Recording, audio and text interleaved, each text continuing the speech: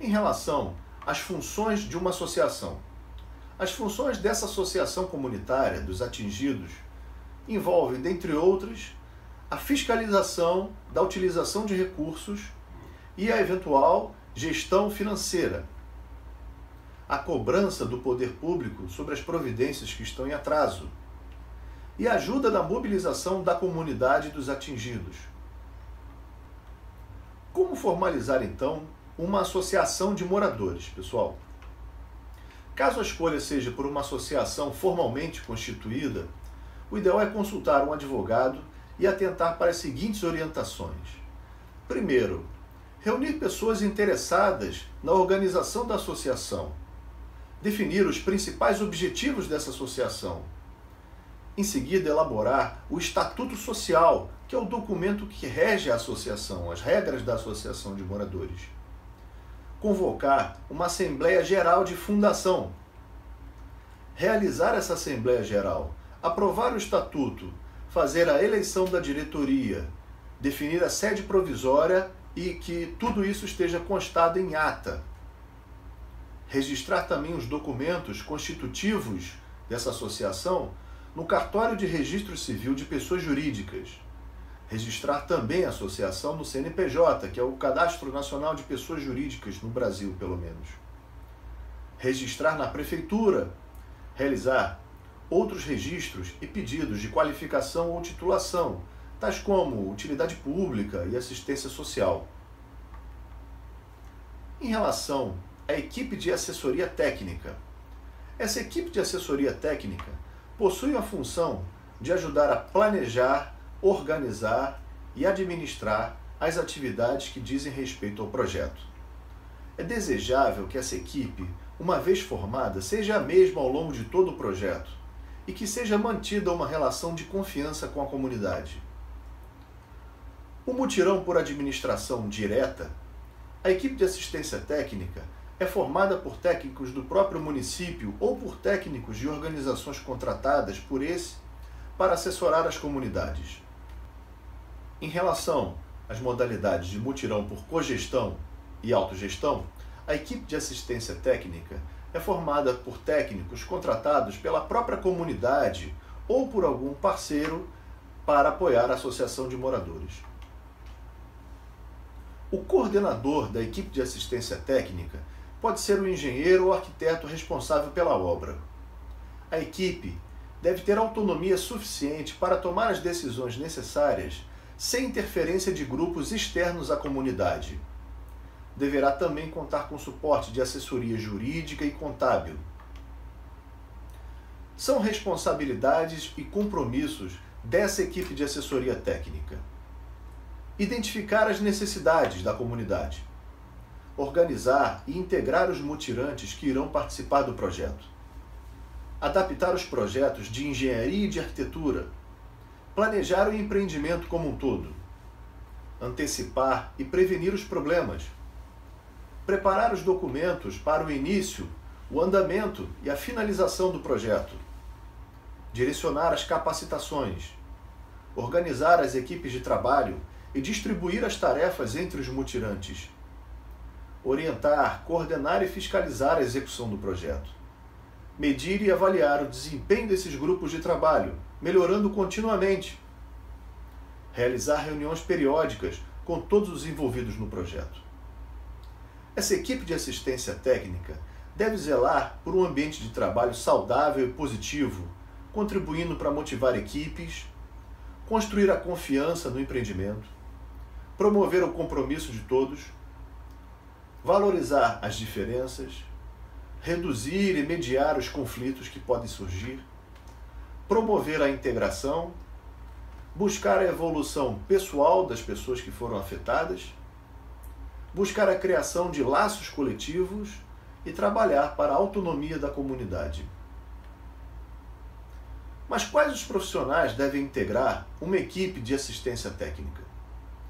Nós estimamos que para cada 100 casas é recomendável uma equipe de, no mínimo, um engenheiro ou arquiteto pleno ou sênior, ou seja, um engenheiro ou arquiteto experiente, um técnico de edificações com conhecimento em segurança no trabalho, um mestre de obras experiente, um auxiliar administrativo, que pode ser da própria comunidade, um almoxarife, que pode ser também da própria comunidade, e 5 encarregados de obras.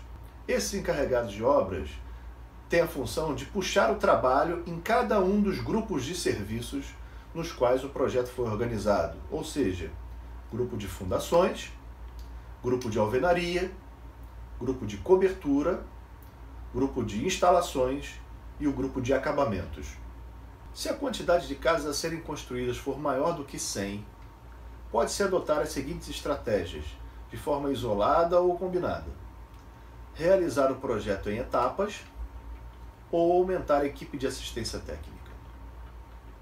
Em relação à opção de realização do projeto em etapas, essa opção é adequada para situações de pouca disponibilidade de equipe técnica e uma grande quantidade de casas a serem construídas. Considera-se que uma equipe técnica básica possa acompanhar a construção de até 100 casas ao mesmo tempo. Por exemplo, um empreendimento de 500 casas pode ser dividido então em 5 fases, cada uma delas contendo 100 casas. A desvantagem é o aumento do prazo do empreendimento, na medida em que as casas são construídas de 100 em 100. Em relação à opção de aumento da equipe técnica, ela é aplicável caso não se possa aumentar o prazo do empreendimento e haja disponibilidade de pessoal técnico qualificado. Então, nesse caso, deve ser criada uma equipe de administração geral, que será responsável pelas diversas equipes técnicas. Uma equipe de administração geral não deve comandar, no nosso entendimento, mais do que 10 equipes técnicas, ou seja, se cada equipe técnica cuidar de 100 casas e uma administração geral cuidar de 10 equipes técnicas, estamos falando de um empreendimento com no máximo 1000 unidades em construção simultânea. Acima disso, no nosso entendimento, deve-se realizar o empreendimento em etapas ou constituir um outro empreendimento. E quais são as responsabilidades desses profissionais que compõem a equipe de assistência técnica? O engenheiro ou arquiteto, pleno ou sênior, deve coordenar o empreendimento, dominar completamente a metodologia a ser empregada, adaptando a cada realidade, fiscalizar a obra, a produção da mini-fábrica e a segurança do trabalho, realizar o controle financeiro do empreendimento, identificar e corrigir atrasos, dialogar com as comissões comunitárias e prestar contas do empreendimento, responsabilizar-se tecnicamente pelos projetos e pelo empreendimento. Deve se comunicar com os demais envolvidos, atuando como representante do empreendimento e trabalhando pelos interesses do mesmo. Deve também substituir membros da equipe técnica se for necessário. Mas lembre-se, o engenheiro ou arquiteto deve liderar com ética, responsabilidade e, sobretudo, fraternidade esse grupo, tendo em mente que o objetivo desse empreendimento é permitir que as pessoas possam reconstruir os seus projetos de vida. Em relação ao técnico de edificações, com conhecimentos administrativos e de segurança do trabalho, essa pessoa deve fazer o acompanhamento das obras e da produção da mini-fábrica diariamente, realizar o diálogo diário de segurança e fiscalizar a segurança do trabalho diariamente, realizar semanalmente o levantamento de materiais, pedidos e programação de compras, alimentar planilhas de controle de obra e da mini-fábrica, programar e registrar a produção dos mutirantes, registrar as não conformidades, realizar ensaios de laboratório e controle tecnológico dos materiais, conforme instruções, elaborar relatórios sobre o andamento da obra, inclusive cronograma físico, financeiro, e apresentar ao engenheiro. Já o auxiliar administrativo deve registrar a frequência e o número de horas trabalhadas de todos os participantes do empreendimento, diariamente. Comunicar-se com a assessoria contábil para a emissão da folha de pagamento dos profissionais que forem contratados pelo empreendimento. Realizar os pagamentos e acompanhar a assinatura dos recibos. Providenciar questões relacionadas à alimentação e transporte das pessoas. verificar preços e realizar compras de materiais, máquinas e equipamentos, acompanhar o andamento das documentações das famílias beneficiárias e arquivar todos os documentos de forma organizada. Em relação à pessoa responsável pelo almoxarifado, ele deve receber e armazenar os materiais, máquinas e equipamentos e conferir se estão de acordo diariamente.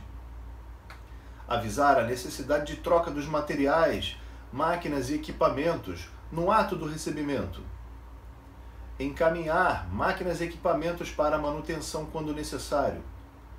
Controlar o estoque dos materiais, máquinas e equipamentos e avisar os itens que precisam ser repostos. Controlar a validade das mercadorias semanalmente. Em relação ao mestre de obras, essa pessoa deve dominar as técnicas de construção civil e de fabricação dos tijolos ou blocos, acompanhar e orientar tecnicamente as equipes de produção da obra e da mini-fábrica, repassando as tarefas diariamente às equipes. Deve identificar as necessidades da obra e da mini-fábrica e repassar ao técnico de edificações ou ao engenheiro. Deve trabalhar de maneira integrada com o técnico de edificações e com o engenheiro. Auxiliar na capacitação dos mutirantes também. Os encarregados de obras são os responsáveis pela produção de cada grupo de serviço. Em relação à segurança do empreendimento, é essencial para o alcance de melhores resultados. A instabilidade provocada pela falta de segurança pode se mostrar um problema para a equipe de assistência técnica. Então, essa segurança do empreendimento será abordada sob 4 aspectos: a segurança no trabalho, a segurança patrimonial, segurança pública e segurança social. Em relação à segurança no trabalho, deve-se agir de acordo com as normas para a segurança no trabalho. No Brasil, a principal delas é a NR18, que trata das condições e do meio ambiente de trabalho na indústria da construção. Deve haver um técnico com formação em segurança do trabalho, mesmo que essa pessoa exerça outras funções na obra. Recomenda-se criar uma comissão de segurança do trabalho com os próprios mutirantes. Como pode ser que haja o funcionamento da obra em horário noturno, também deve-se observar a necessidade de iluminação adequada e suficiente para os trabalhos. Já em relação à segurança patrimonial, essa consiste na proteção dos bens materiais contidos na área de construção, que é de responsabilidade dos policiais militares ou de uma empresa de vigilância. Caso não haja, pode-se criar uma equipe de segurança patrimonial com os próprios mutirantes. Ao fim da construção, o clima de incerteza provocado por problemas na distribuição dos imóveis pode gerar ações de vandalismo que devem ser evitadas. Dessa forma, sugere-se limitar a área de construção com tapumes com acesso limitado através de portaria. A instalação de armários individuais com chaves. Um controle rigoroso na distribuição de ferramentas e máquinas, de forma que sejam identificadas as pessoas que estão retirando esses materiais. Em relação à segurança pública, essa se refere exclusivamente à segurança da integridade das pessoas, de forma individual e coletiva, contra ações criminosas. É obrigação das forças policiais, mas é responsabilidade de todos. Assim, cabe à organização do mutirão trabalhar para reduzir a possibilidade de eventos desfavoráveis à segurança pública. Em relação à segurança social, essa se refere à estrutura de responsabilidade social no projeto. Em relação às situações de vulnerabilidade, deve-se prezar pelos diversos aspectos do bem-estar da população, como alimentação, saúde, segurança financeira, psicológica, individual e da família, entre outros. Sob o aspecto financeiro, a equipe técnica pode tomar algumas ações no sentido de promover a capacitação profissional dos mutirantes, o aumento da escolaridade das pessoas que participam do empreendimento e também a busca de empresas parceiras para absorver a mão de obra dessas pessoas que foram afetadas. Em relação às comissões e equipes, a população beneficiada deve participar em todas as etapas do mutirão. Essa participação pode ser diretamente na forma de atividades do mutirão, seja na obra, em atividades de apoio ou na mini fábrica, em assembleias para votar e discutir questões sobre o andamento do projeto, e também em comissões para a fiscalização e acompanhamento das atividades. Essas comissões devem atuar na fiscalização e no acompanhamento das atividades do projeto. Elas auxiliam na mobilização dos mutirantes e na transparência no que é realizado. São compostas por membros da equipe técnica e também dos beneficiários, devendo ter responsabilidades e atribuições bem definidas. Observações em relação às comissões. Toda comissão deve contar com membros suplentes. Sugere-se que as comissões tenham no máximo 6 membros, 3 titulares e 3 suplentes. É recomendado que os participantes das comissões também façam outras atividades no mutirão. A participação nas comissões também pode contar como horas mensais trabalhadas. A definição dos membros das comissões pode ser feita por eleição ou por adesão, devendo ser realizada nas assembleias e registradas em ata. Em relação às comissões, quais seriam? Nós recomendamos algumas. Primeira delas, Comissão de Acompanhamento Financeiro. As responsabilidades dessa comissão seriam: conferir os balancetes, conferir notas fiscais, recibos, boletos, cheques, comprovantes de transferência, entre outros, que mostram a movimentação financeira nas contas do empreendimento, conferir os extratos da conta corrente do empreendimento, comunicar aos responsáveis quando existirem suspeitas de irregularidades para que sejam apuradas e registrar as inspeções feitas.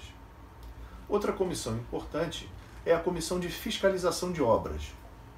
As responsabilidades dessa comissão seriam: acompanhar o andamento da obra através de cronograma físico-financeiro e de acordo com as especificações do memorial descritivo, identificar condições inseguras ou insalubres no trabalho e trabalhar para corrigi-las, conscientizar e fiscalizar o uso de equipamentos de proteção individual pelos mutirantes, comunicar aos responsáveis quando existirem suspeitas de irregularidades para que sejam apuradas, comunicar sobre o andamento da obra aos demais beneficiados e registrar as visitas feitas na obra, que não devem de preferência serem realizadas junto com outros beneficiários. A comissão de suprimentos e almoxarifado também é muito importante. As responsabilidades dessa comissão são: negociar preços com fornecedores de materiais e equipamentos, acompanhar e fiscalizar a compra, recebimento, o armazenamento e distribuição dos materiais e equipamentos, conferir o controle de estoque, comunicar aos responsáveis quando existirem suspeitas de irregularidades para que sejam apuradas e registrar as inspeções feitas. As equipes executam as tarefas no cotidiano do mutirão. Além de participarem da construção das casas, também atuam nas atividades de apoio em quem trabalha na obra. É importante lembrar que as equipes de obra devem ter prioridade na alocação das pessoas. Em relação às equipes, a equipe de obra possui responsabilidades fundamentais no projeto. Ela é responsável por participar de capacitações profissionais, participar das atividades de construção das casas, fabricação de tijolos e blocos, pavimentações e outras atividades de construção civil. Também responsável por tirar dúvidas e seguir as orientações da equipe de assistência técnica. É responsável por trabalhar de forma coletiva e harmônica, procurar reduzir desperdícios e contribuir para a limpeza da obra e da segurança no trabalho.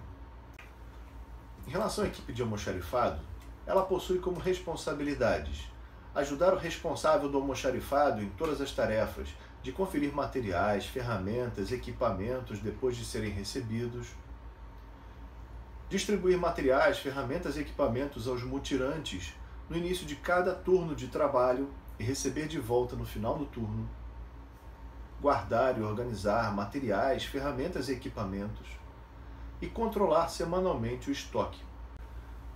Observação: se houver alguma suspeita de irregularidade, elas devem ser comunicadas ao responsável pela obra. A equipe de manutenção e limpeza é responsável por identificar os locais da obra onde é preciso realizar a limpeza e a manutenção e realizá-la de forma contínua, solicitar a reposição e controlar o desperdício de materiais de limpeza e manutenção, descartar e fazer a separação dos resíduos de forma adequada, comunicar atos de vandalismo à equipe de segurança patrimonial também. A equipe de segurança patrimonial possui como responsabilidades fiscalizar de forma permanente o patrimônio e o seu estado de conservação, fazer ronda desarmada à obra fora do seu horário de funcionamento, identificar e registrar roubos e vandalismos à obra e comunicar às autoridades competentes, participar de reuniões sobre a questão de segurança patrimonial também.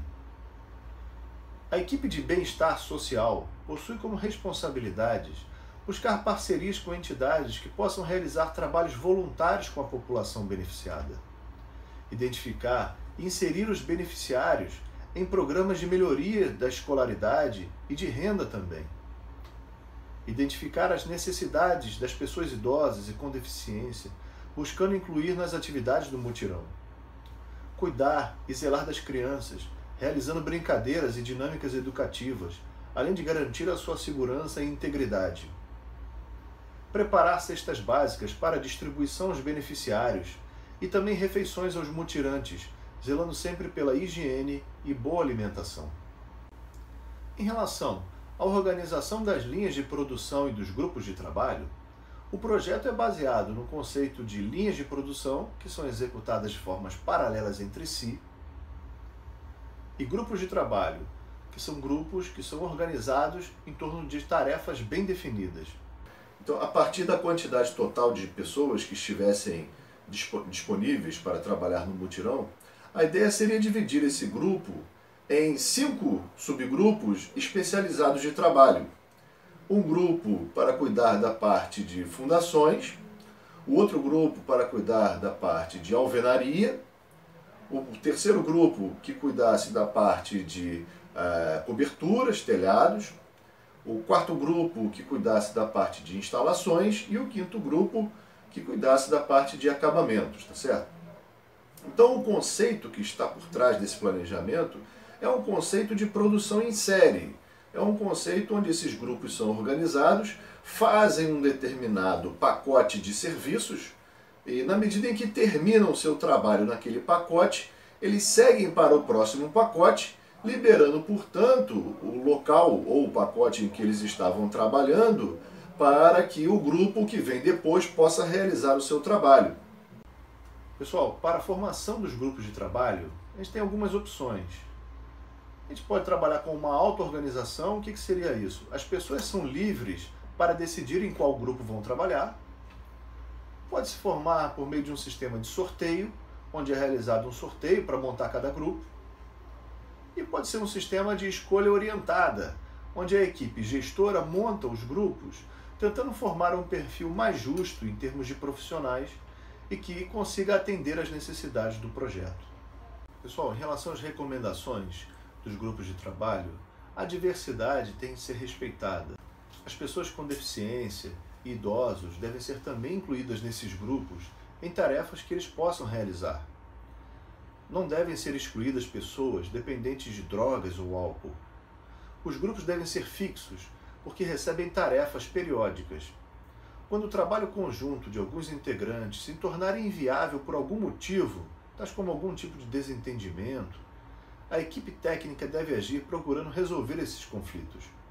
Em relação a representantes dos grupos de trabalho, cada grupo deve eleger o seu representante, e essa pessoa teria as seguintes responsabilidades. Primeiro, atuar motivando o grupo, procurando sempre o bem-estar desse grupo. Receber e devolver os materiais, máquinas e equipamentos. Zelar pelo bom uso e evitar os desperdícios dos materiais, máquinas e equipamentos. Relatar também questões desse grupo para os coordenadores do projeto.